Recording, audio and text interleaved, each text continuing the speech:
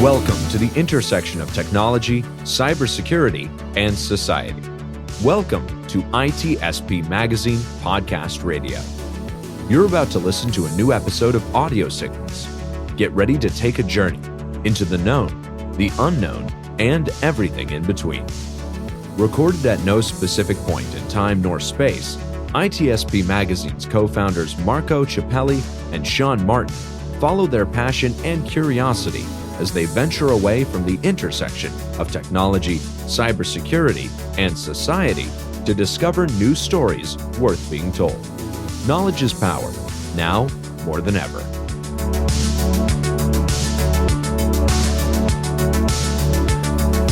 Alrighty, here we are with a guest that has already been with me before, not too long ago. So once we get into representing who she is and what she does, I will invite you to go back on a different channel, but there'll be the link into the notes here to go listen to our first conversation, which guess what?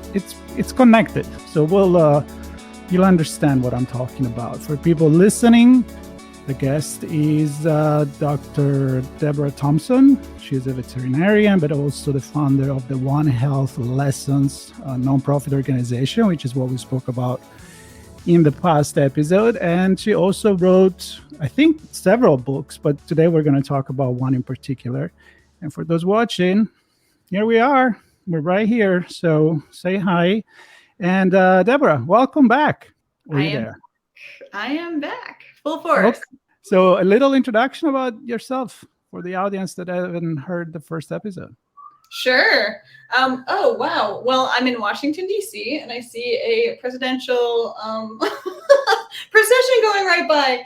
We know you're not lying. We know you're not lying. That was a lot of cars just then. But nice to see you again, Marco. And hello, everybody. I am Dr. Deborah Thomson, based out of the Washington, D.C. area. Just last time we spoke about One Health Lessons, a nonprofit that inspires children and adults around the world to value the connection between our health and the health of the environment, animals, and plants. But today we're going to be talking about a book that I wrote called The Art of Science Communication. So, like I said, it's connected. We talked last time about the fact that this symbiosis and synergy between everything on this planet, it should be common sense, but it's not. But once you see it, you cannot unsee it anymore. And we talk about kids that you're teaching, you and all the people part of the volunteers of the organization, and how kids are kind of like a eureka moment where everything starts, well, not everything, but many things start to make more sense about the environment and animals and health and all of that. So, but what you do when you teach to these kids is you have to break the conversation. You have to use different metaphor. You have to use different example depending on their age group and so forth. We talked about this again. And so, yes, I think communication is an art. Either you are an advertiser, you're a writer, you are any person that is in charge of sharing knowledge. So why you thought it was needed for you to write this book? Right. Thanks, Marco, for this. I feel like there are people who are very good at science communication, and that's their job.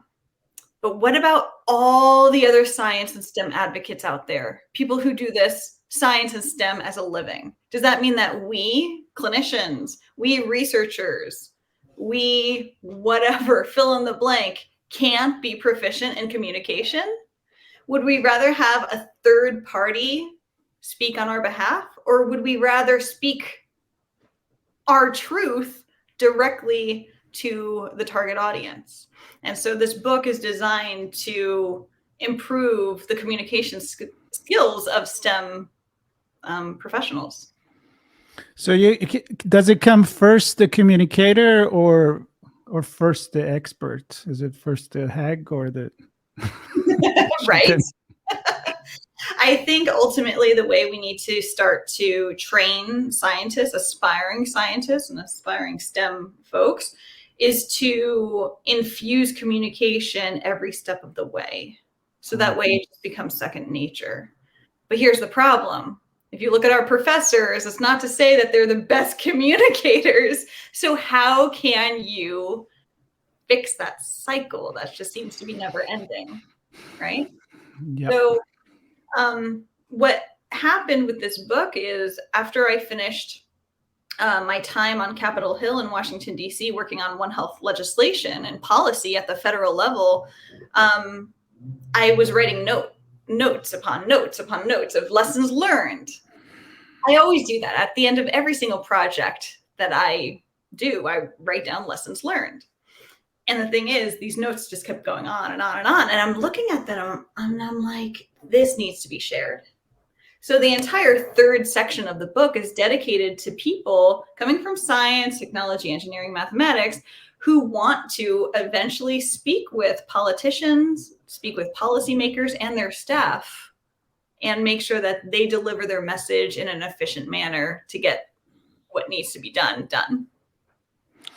And that's really important. I can tell you in a lot of our audience, because our origin as ITSP Magazine are in the cybersecurity industry. And there's always this thing about, communicating very technical issues to people that are not technical about that. They are in charge of their business, running business, and you need to tell stories. It's about storytelling, right? So on the other hand, you have situation where the legislator, as you mentioned, they may not be knowledgeable enough about a topic, but they're still making important decision for us. So how do we address that? Right. And this is where our last podcast together about One Health lessons plays in, because my exposure to the classroom truly made a difference in how I practice veterinary medicine today, how I worked on Capitol Hill, how I really process information. So actually, this book is divided into 3 different sections. The first part is how to deliver science to students. Because if you want to speak with a politician or somebody of incredible influence, you need to make sure that you communicate efficiently and effectively. And one of the best ways to do that is to speak with kids. Kids are honest. They're going to show you if they're bored. They're going to show you if they're confused, right? They're going to ask lots of questions. But people who are very well known in their career, who have political influence, they're not going to be as forthcoming. They're not going to show you that they don't know what you're talking about. They're going to be just, yes, yes, yes, next, right? Mm-hmm. So one of the best ways to make sure that your skill set as a communicator is as strong as possible is to go into classrooms and talk during career day about what you do on a daily basis, right? Speak with kids. So that's the first section of the book. The second section of the book is how to speak with the public. But same principles are, aligned. Again, an 8-year-old's attention span is how short? Well, guess what? Adults are just as short. So again, it's the kids that really show you how effective, how efficient you actually are as a communicator.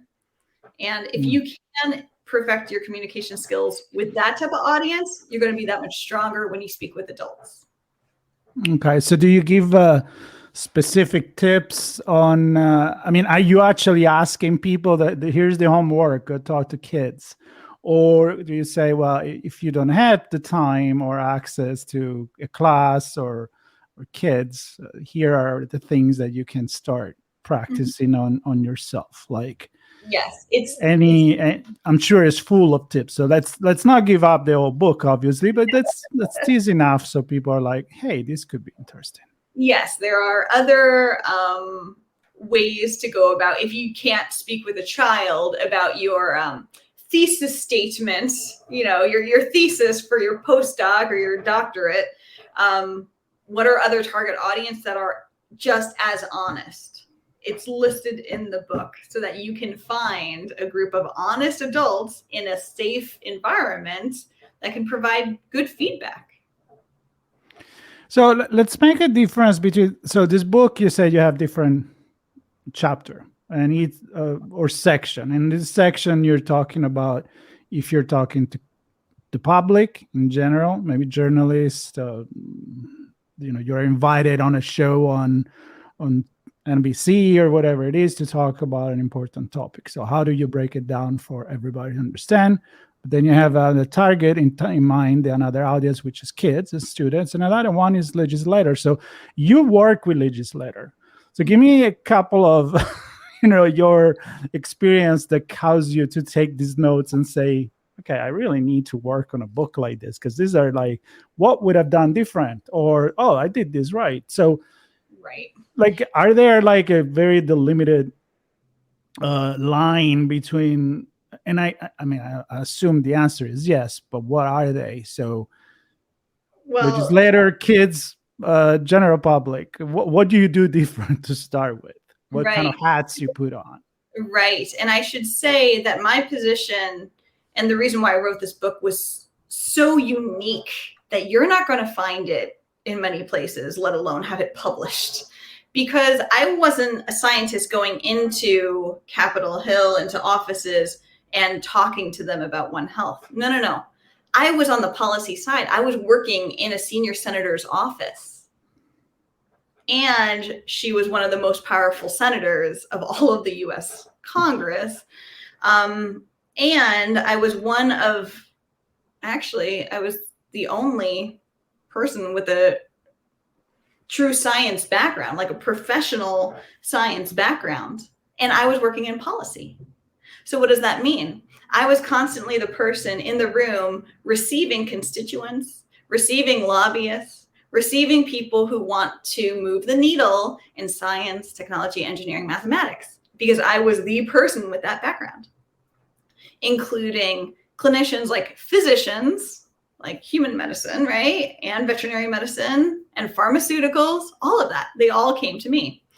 And oftentimes after the meeting ended, my colleague who was in the room with me turns to me and, after the constituent leaves and says, Deb, can you translate this for us?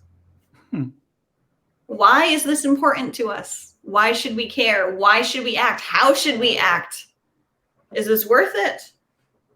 And I was thinking that happens so often that I need to make sure that the people who are taking that extra effort to speak with influencers, politicians, legislators, whatever they are, can actually hit the target, right? Can actually make sure that they can convey their message in a way that can be used and useful for that influencer.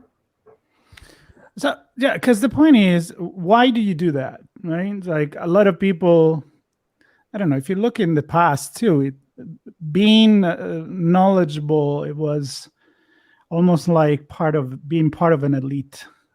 It was almost, and I'm thinking like 1800, 1700, but I can go in the Middle Age where knowledge was really power. Now we say knowledge is power because we need to have that knowledge. But at the time, if you own the culture and the knowledge, you own everything else. So you didn't want to share it, right? So thank to Gutenberg and the press and the mobile press and all of that. But now, this can make the difference between passing a law, protecting certain minority, could be taking action, could be getting funded, right? So some of maybe some of this example why if somebody needs to be convinced to say, I know, but I need to share it, show other people that I know. Honestly, Marco, even lobbyists who've been doing this for 30 years have read the book and they said, holy cow, I've learned something and I wish this existed at the start of my career. So it's an insider's perspective that honestly, I don't know where else you could find it, because I was trying to find that before starting this position on the Hill and it didn't exist. But I've seen, and I can go on Amazon right now while I'm talking to you, and if I put the art of science communication, there's quite a number of books that come up. Some are more about the medical field, some are, rocket engineering, rocket science. But do you feel like there is a common thread that It doesn't matter what is your field. That's what you need to do to communicate. Yeah, I feel like there are certainly some general principles for communication in this book, but also specifically for STEM advocates. But this book is truly unique. And I mean, even look at the cover. Look at the diversity on the cover. Yeah. And the perspective when you're looking at this is the audience. It's not the scientist, it's the audience. So the focus is on the audience. The It's focus not is- telling people how to do it, but I feel like is it kind of like learning how to read your audience? And I'm connecting to our first conversation and switch gears depending on who you're talking to. That's exactly it. You need to read the room first, right?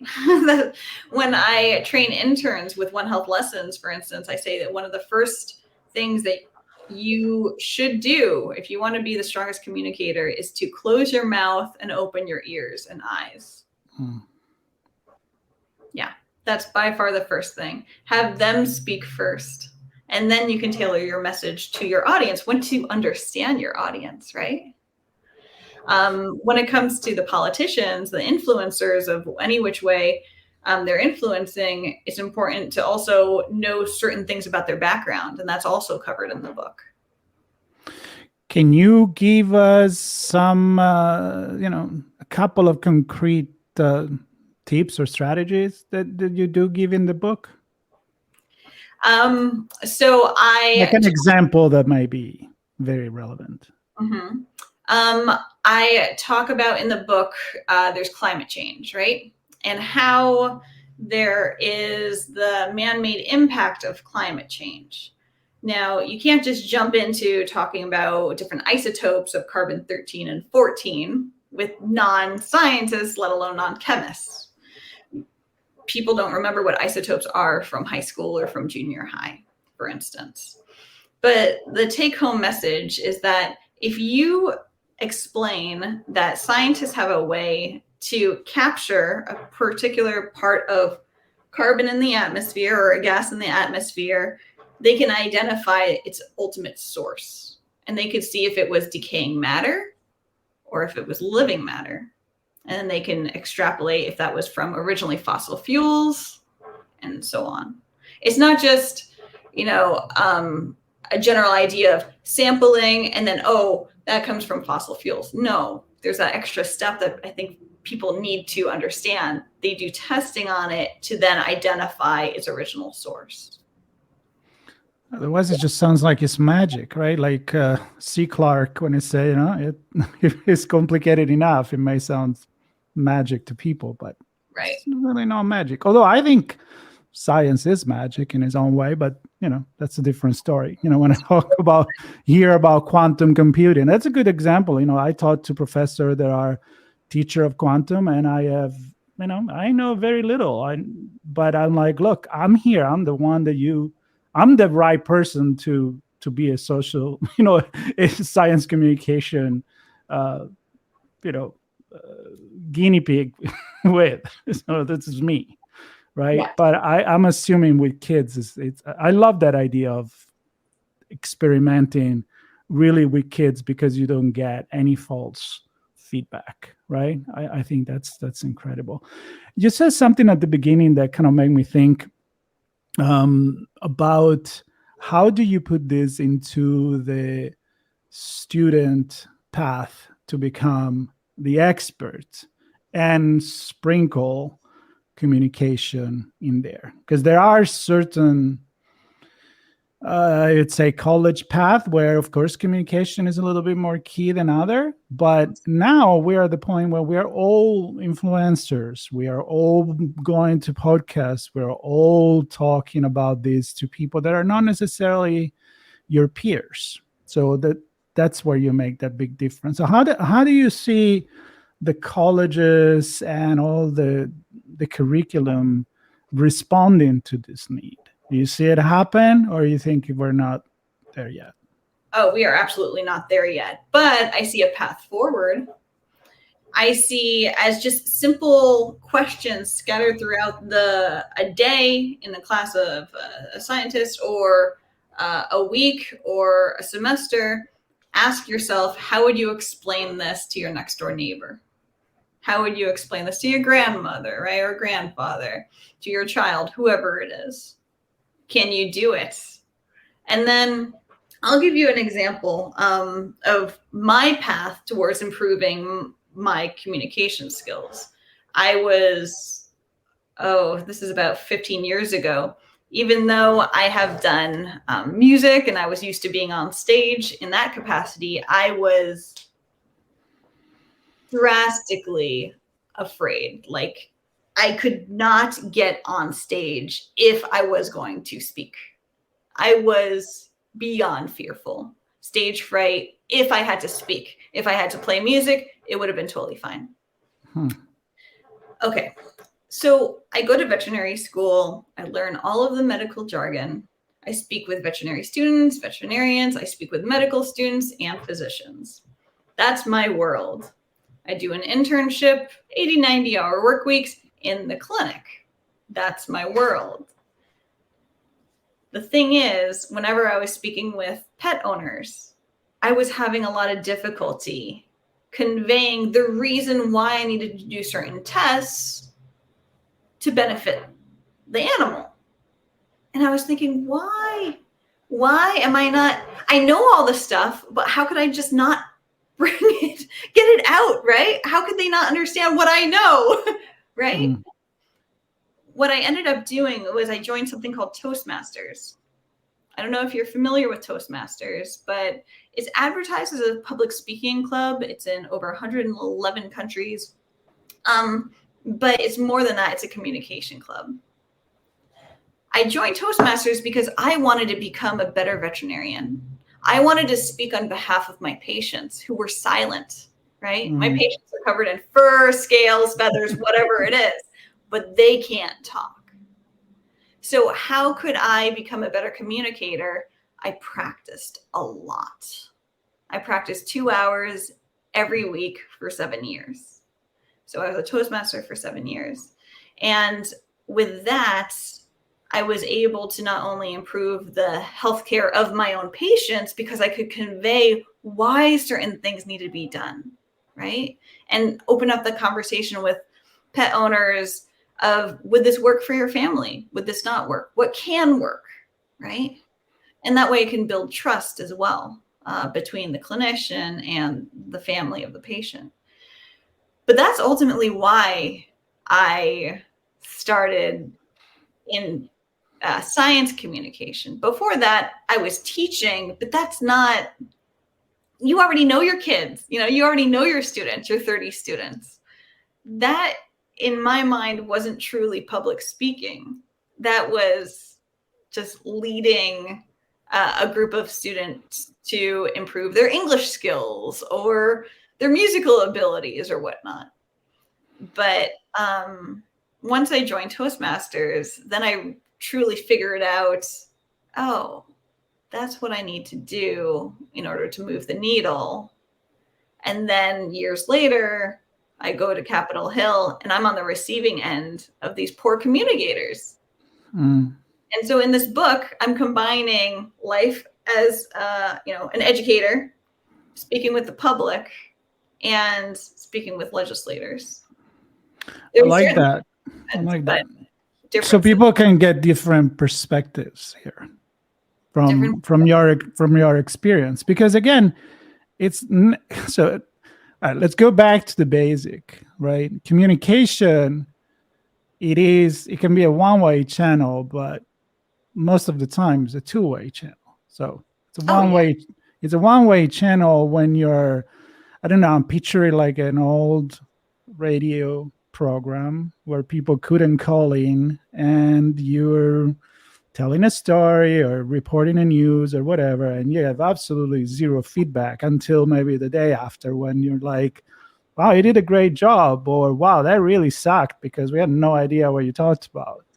But now communication is quite different. I mean, especially when you say you're in a room with someone, we're on video, I can see you reacting, moving. I'm like, am I making any sense here? And then I can see your eyes and all of that. But you said something also about the fact that teaching for you maybe wasn't really public speaking, but may I argue that even if you're talking to your neighbor, you're still public speaking. I mean, you're still trying to make your point. I don't know. I mean, am I going somewhere with this? Like, it would improve every aspect of your life, not just the moment that you're actually speaking in public. Like, let's define public, maybe. Yes. And I see where you're going with that. I think nowadays, compared to 10 years ago, even, there's been an increased interest in improving communication skills within organizations, and within family units and within, relationships of any kind, romantic or platonic, right? But I feel like perhaps our culture, our society has changed a little bit in that way. So in that regard, yeah, I can see what you mean when you say when you're speaking with your neighbor. Is that truly public communication? Or I think it comes down to opening up a respectful and comfortable environment so that you can have open and honest conversations and learn from each other. Well, the reason why I want to go there is because I feel like you don't need to be someone that need to speak in public, to a mass in a mass media, on a radio, on a podcast, on TV, or on a stage. But what I'm trying to say is, like, I think that reading a book like this, it could improve everybody's relationship, no matter what. You go to the grocery store, you have that 2-minute conversation with the cashier. You may come out as brilliant, funny, and knowledgeable about something, or you can come away with, I was just staring on my phone with my headset. Don't talk to me because I'm not in the mood. But it's your choice, right? At least you have that tool to do that. And the reason why I'm saying this is also because you said you did it because you could talk one-on-one with your patient. So when you're in that little room at the vet, and I go often because I got 3 dogs, it's like, you're not really in public, but you are one-on-one there. So that improved what you were doing. It truly improved what I was doing on an everyday, honestly, every half an hour period. Oh, look who wants to join. Oh, there you go. Hello. Baby girl wants to join. But I feel like those lessons learned started years ago. And then I still apply the same principles today in clinical medicine, because I still do clinical medicine in addition to the nonprofit. Before we make a call to action for the book, I do have a question, because I'm a big fan. I mean, I love storytelling in every possible way, from Disney to the stereotypes, to archetypes, to metaphors that you can use to tell a story. And when you watch a movie, for example, that's what we do. The way you tell a story, Star Wars, is the same way you tell a story, the Grimm brothers. It's still like that, ups and down. It's about to end. But so is that a good advice to tell people that when they talk, even about, I don't know, what they ate today for lunch, to think about it as, am I telling a story? Am I starting somewhere? Am I getting there? Or am I overcomplicating by thinking that way? What's your advice there? Stories are incredibly powerful, right? I mean, that's just part of human nature. That's how we have grown throughout the many generations that we have, as a human race has experienced, right? So I think it's very important to understand not only the importance, but also understand how to harness the energy that goes into a story and make sure that the take home of that story is powerful. something that makes people think and remember the story long after you're done with the last word. I remember. You're not overthinking it.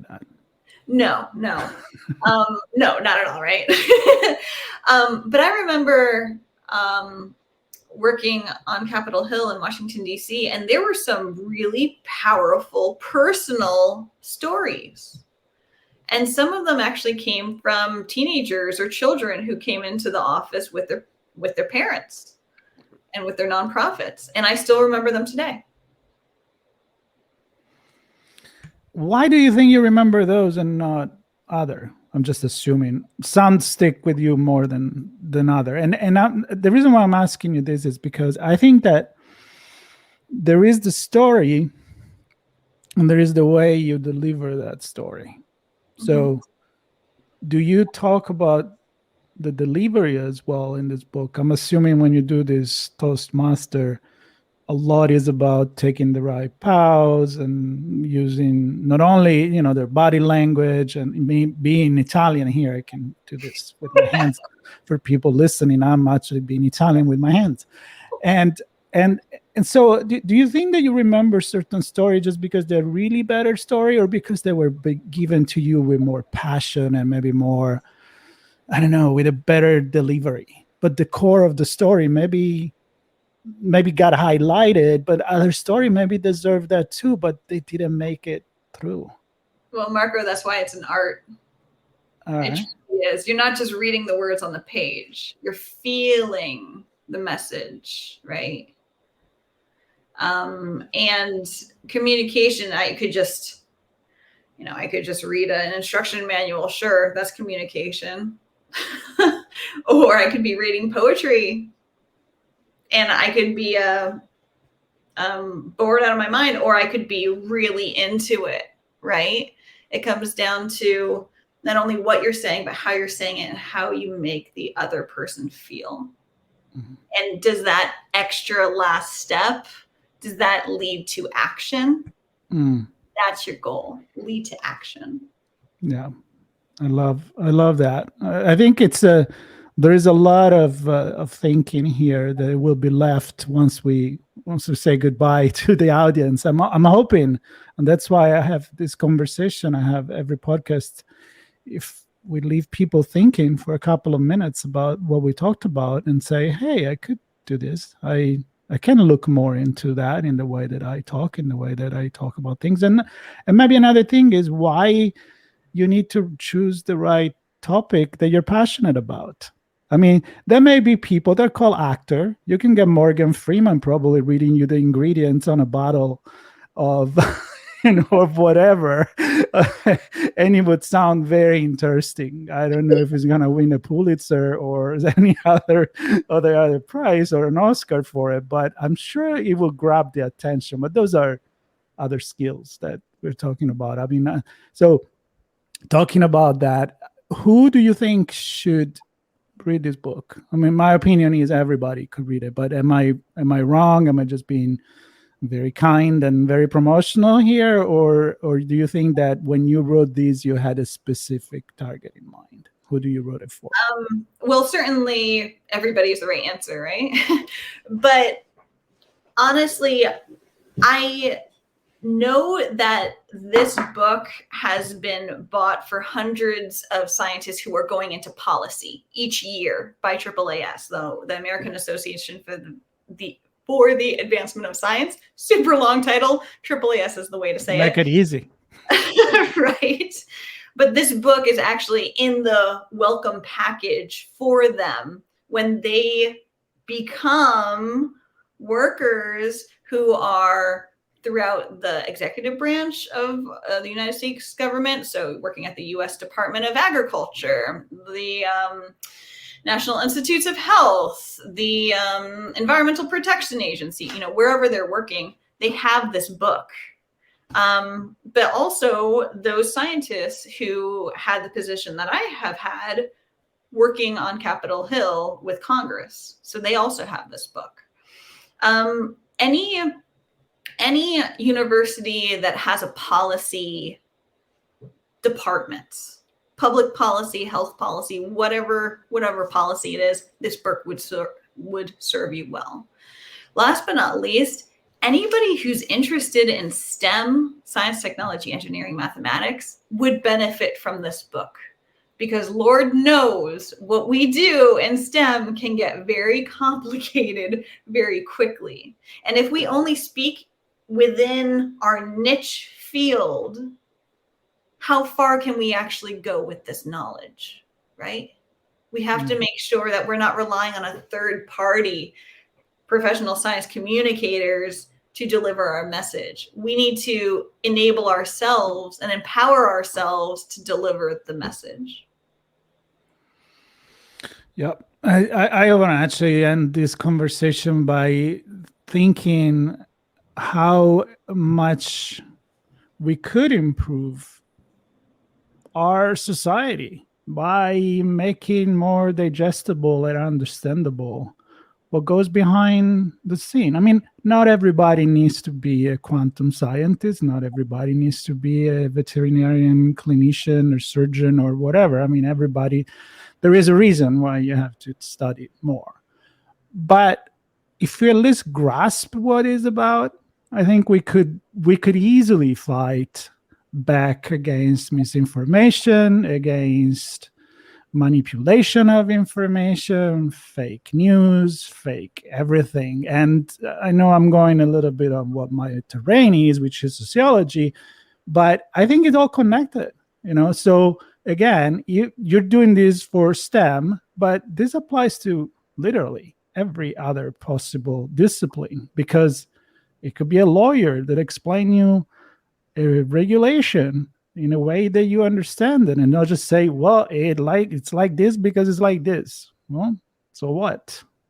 Right? Yeah. So I say knowledge is power. So I'm actually quite interested in actually reading this and see what I get out of this. And so let's do a little reminder here, the title of the book, where they can find it. And of course, once this is all done, there'll be notes when we publish this, so you can actually click and go check the book, learn more about Deborah. But to finish this, I'm going to give you the stage, and please do your close for me. Close for me. I don't want to come back. Awesome. Thank you. The book is entitled The Art of Science Communication, and the subtitle is actually Sharing Knowledge with Students, the Public, and Policymakers. It's available on Amazon, and I feel like Marco's right. Honestly, this is appropriate for anybody who wants to get their message out there beyond their niche field. So thank you, Marco, for having me on this wonderful podcast. Oh, it's always a pleasure. So you can come back anytime you want. And as far as people listening right now, this was an Audio Signals podcast where we often talk about books, but we also talk about podcasting and mass media and anything that actually I'm interested in. Sometimes it's just me, sometimes it's Sean and myself, and usually there is a good, fascinating guest, one or two sometimes, that tell us a good story. And of course, this was a good story, The Art of Science Communication. I said I was not going to come back, but I am, because I have to tell you, subscribe, to share this story if you liked it. I'm sure other people would enjoy it. And buy the book. Why not? Then you can come on the podcast and be a great communicator. Better than me, by the way, that's for sure. So, Deborah, thank you so much. Thank you, everybody, for listening. And we'll be back with another story really soon. We hope you enjoyed this episode of Audio Signals. If you learned something new and this podcast made you think, then share itspmagazine.com with your friends, family, and colleagues. If you represent a company and wish to associate your brand with our conversations, sponsor one or more of our podcast channels. We hope you will come back for more stories and follow us on our journey. You can always find us at the intersection of technology, cybersecurity, and society, and some even beyond that.